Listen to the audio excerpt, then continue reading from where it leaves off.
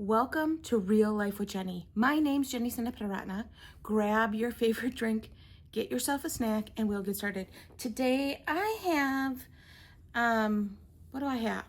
I have Caribou Earl Grey, which is one of my faves, and I'm going through my birthday treats right now. So I went to Panera and I got myself a free cinnamon roll. I don't know how it's gonna be because I've actually never splurged on their cinnamon rolls. I'm normally a bagel girl when I go there. Anyway, that's a long information to tell you, get your snack, right? So let's get real. You know, it has been a topsy-turvy, this wild ride in the last 2 months in our lives. Like, it has just been, we feel like we conquer something and then life has just thrown us another curveball. You know, it's just been one thing after the other after the other. First of all, no idea how much money it is to move your child into college. Yes, everything is paid for. But yeah, it's not. Like, at the same time, I was astounded by how much money it costs to set up a room, you know, because she's living in the dorms, and I'm like, this is a lot of money. Anyway, so one day we're just tooling through life and enjoying things, and we get a notice from our house insurance. So in the US, you need to have insurance on your house. We live in a trailer, so it's kind of complicated, and not a lot of people cover trailers. I don't know why, because they can blow away at any time. No, it's just harder to get insurance for a trailer. And we got a notification saying, hey, by the way, we're no longer going to cover you. And I about lost my mind. I was like, what? We have been with you for at least 15 years now. And now all of a sudden you're not going to cover trailers. And so we called and we're like, what's going on? And they're like, oh, no worries. We will cover you. It's just going to be a lot more expensive. And we're like, okay, great. That's fabulous. Like, sure. So we look around and I'm looking at different places and I'm, you know, going online and researching things, and it was nothing positive. Like, there was no positive happening. Anyway, we finally, they said, call us back in July. So this is like May. So we call in July and we're like, okay, what's going on? And they're like, all right, so your rates have doubled. So you're going to pay double what you did last year because they've kind of changed the law in Minnesota. We can charge whatever we want. And so we're like, all right, like, that's everywhere. So, deep breath by Jennie. And they're like, but you know what? You can save like $85 a year if you have a Costco membership. Well, we're a family of 3. Like, maybe that makes sense to any other family in the entire world. But there's only 3 of us, and one of us is leaving the house in like a month, right? Because this is July, and we're like, okay, so what do? I went to Costco. Yes, I did. I went to Costco, and I got myself a membership to save the $85 a year, because it's only $65 to get a membership, and I made $20. Like, you know, here we are. But that means that all of a sudden we are now a Costco family. Now, to say this in a very weird way, before Samantha was born, Kevin and I used to shop at Sam's Club. Now, we did that for 2 reasons. Number one, I always wanted to have a family that was big enough to shop at Sam's Club. And so I just was like, we're just going to shop here because I'm going to pretend I have a large family. It didn't work very well for us because when you had to go and buy like a gallon of garlic salt, when there's 2 of you, by the time you use the garlic salt, it was just, I was like, this is not a good plan. Like, so we canceled that before Sam was born, and we have not had any kind of membership for the last 18 years, like plus, like over 20 years. And all of a sudden now we're a Costco family. Now, number one, Costco has great gas, like, win, right? Number 2, they have samples. So what I had decided is I'm going to make my money in samples. I just like, you know what? I went there and I went grocery shopping 1 week, and I was like, I can't buy this much chicken. Yes, you can freeze it. Absolutely 100%. But when you're a person that when it goes in the freezer, that means it's dead, and you never go back to it, it's not a good thing to buy food to go into the freezer. I'm not great at pulling food out of my freezer. I did actually, because we have like a chest freezer. My grandparents gave me one years ago and it died. And then we went to like Cub Foods and they basically gave it to us for free because they were like, we'll give you $300 worth of food for like the $98 that you spend on this freezer. So I have this teeny little freezer. And I filled it halfway with boxes. So inside, half of it's boxes, and then there's food on top of that. Because if it's full, it runs better, and it's more cost effective if they're full. But if there's food at the bottom of the freezer, I am never getting there. So I filled it with empty boxes, and then the food's on top. Anyway, that's just a neat little trick Jenny's had to learn how to do because I'm not good at digging through a freezer. I forget that it's there. If it's not in front of me, I don't remember. Like, I'm just not good at that kind of thing. Anyway, so I'm shopping around Costco and I'm like, oh, you know what we need? We need peanut butter. And then I was like, no, we don't need that much peanut butter. Oh, you know what we need? We need garlic salt, which I just talked about, which is why and I'm like, yeah, we're never going to get through that much garlic salt. I looked at the chicken. It was a great price. Like, the chicken was an amazing price. It was the cheapest I've seen in years and years, but I'm like, I can't. I bought one. I bought one of the packages and it came in like individual packs. And I'm like, I need a chicken buddy. Like, I need someone who's like, hey, I'm going to eat chicken. You're going to eat chicken. Let's split this chicken. I'm like, I need a Costco buddy. Anyway, so I'm kind of spiraling about this. My daughter moves out a month later and, you know, now I'm kind of shopping at Costco. She's not there. Like, she came once and she was like, yeah, I don't really need anything. And I was like, okay, great. You know, I was in they had this really beautiful, like, blueberry coffee cake. And I was like, this would be delightful. And then I looked at it and I'm like, I am never going to eat that. Like, I want one slice. I am a Walmart girl where they sell the little slice. It's one little slice for like $1.98.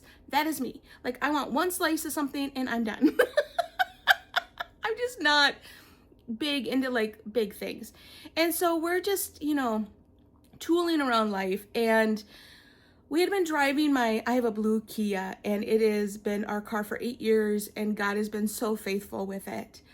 And it died on us 3 different occasions when we were in small towns or in towns just in general. It just died. Like, you'd turn a corner and it would die.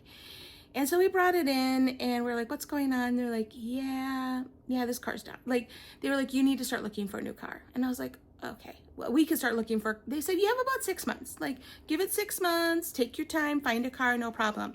Now, Kevin and I are feeling really like, we got this. Like, we have been squirreling money away for years, like years, I'm telling you. We've been squirreling money away for a car. Like, anytime we get, like, it's squirreled away. Like, we're like, we have money set aside for a car. We are ready for this. Actually, more money than we've ever saved, probably in our entire marriage, we'd saved for this car. Because we were like, we really want to pay in cash. Like, that's something that's really important to us. And we don't need another car payment on top of everything else. Like, we just can't do a car payment and take the pay cut. Like, you can't do both, right? Like, it just doesn't work. So we start looking for cars. And we realize cars no longer sell for the amount that we saved, that we've paid for our last 3 cars. Cars are no longer that price. That was before 2020. Well, you can do the math. It's 2025 right now. It was over 8 years ago that we bought a car. And I think we spent like $9,000 on that car. Maybe 10. Like, if we're being wild, I think we maybe spent 10. So we've never spent over 10. But there is nothing in Minnesota, maybe in your area, which is great. I'm kind of jealous. Nothing in that range. So we're like, what are we going to do? We're like, we're just going to wait. We are going to wait. It's not a big deal. They said we had about 6 months. And I was at Costco. Because I was like, I'm going to get my money's worth. I'm going to get samples, see if there's anything I need, you know. And I'm in there and I get in my car and it makes this horrendous noise. And my heart drops because I know that the car's done. Like, I just know it. I can feel it. It is not something that should be, you know. And so we brought it in and they're like, oh, well, it's going to be about another $2,000 to $3,000 to fix. And you know how the car is already running, like it's this whole thing. And so we're like, we desperately need to get a new car because we drive for a living. That's what we do, guys. Like we drive every single weekend all over the country. So we need a reliable car. I can't have a car die again on the road. It has happened 3 times. And I think our mechanic is sick of us calling and saying, help. So gratefully, we have a fantastic mechanic. So we go and we call a friend and say, hey, you know, we actually went into a car dealership that we knew our friend worked at. And we had had his wrong number for a long time, which is kind of weird, but he changed his phone number. Anyway, so we go in to meet with him about a car. I have a doctor's appointment, and then we go right afterwards. And I'm like, I said to Kev, we are just looking. We are just looking. We are just looking. Like, we just need to look. And so he was like, okay, I have a couple cars, you know, but if you go up a little bit higher, you know, that kind of back and forth. And I was like, Kevin was like, we can't go higher. Like, we are emptying out our savings account to do this. Like, everything is gone to get to this price, and we can't empty our savings account and add a payment. Like, we just cannot do that. So, you know, Dave Ramsey says to have an emergency fund. Ours was not big enough. Like, to buy a car. And so I had gone in praying, like, Lord, you know what I want. We've always driven a small car, and that's what I love. Except for before Samantha was born, we drove a minivan before Samantha was born, and then we went to a small car. So like we had Sam's Club, and now we have Costco because she's gone, and we had a big car before, and you know what? We ended up with the biggest car on the lot because it fit our budget, and the wrong color. Like the only color I did not want was this red, and that's all they had. And it's just been one of those moments in your life that you're like, I have said no to these things for a long time. And we are in a season, Kevin and I, and you know, Samantha is still part of our family, but Kevin and I are in a season of, what are you doing, Lord? Like, this doesn't make any sense at all. It just doesn't make any sense. We've never needed a big car. This has never been something we needed to do. And all of a sudden now I'm like the biggest car on the driveway, like in the road. It's just a very crazy feeling. And there's 2 of us. And a dog who cannot get up in because he's too old and too little to get up into the car. It's so sad. Anyway. And yesterday I was at church. I got to go to our home church, which was so unique and fun for us. We haven't been there since Mother's Day. And it seems like I've repeated that 100 times, but it's such a fun thing to be able to come home. When you've gone somewhere and you've been gone for a while and you come home, it's like coming home when you come home to your home church. And my daughter had brought a couple friends from school.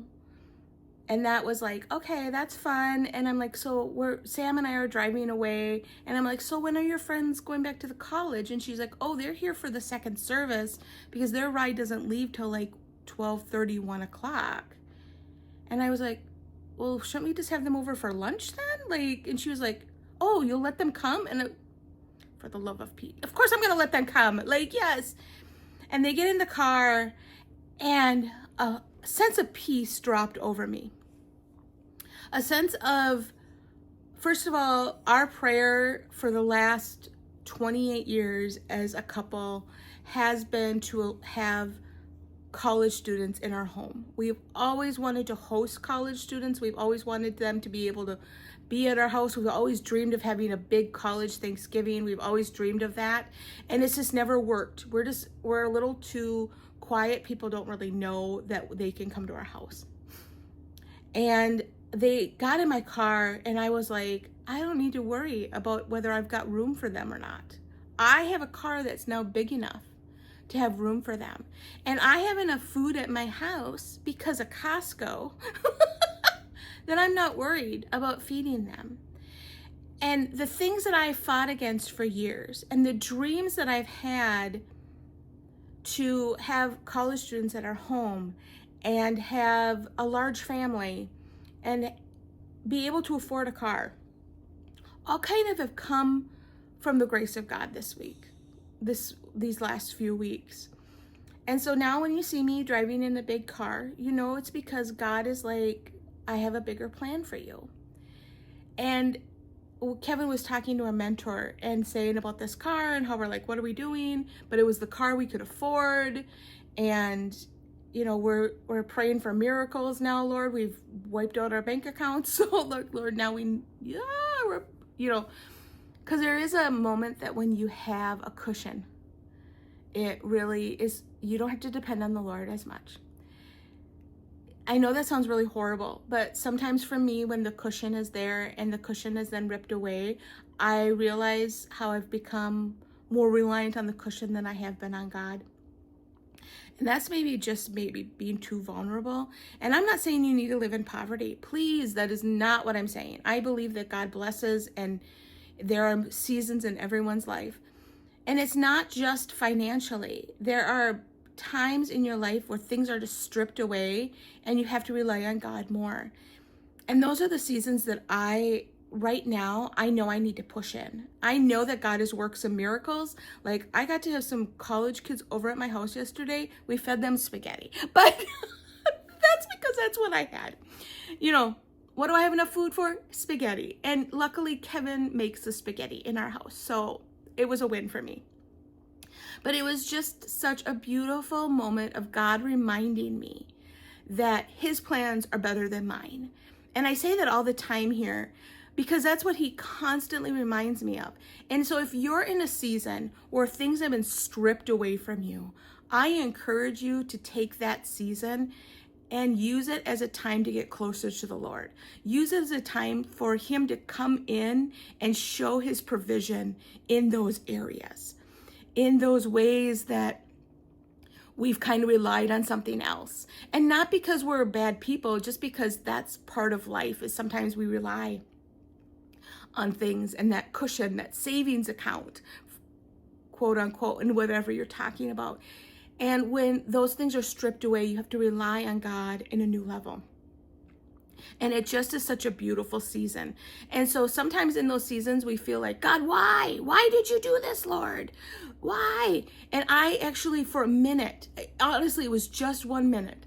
I was like, Lord, what are we going to do? Like, this is not good. Everything's gone. Like, what are we going to do? And I just felt the peace of God come on me and say, you're going to rely on me. Like you were relying on me before, but just a little bit more.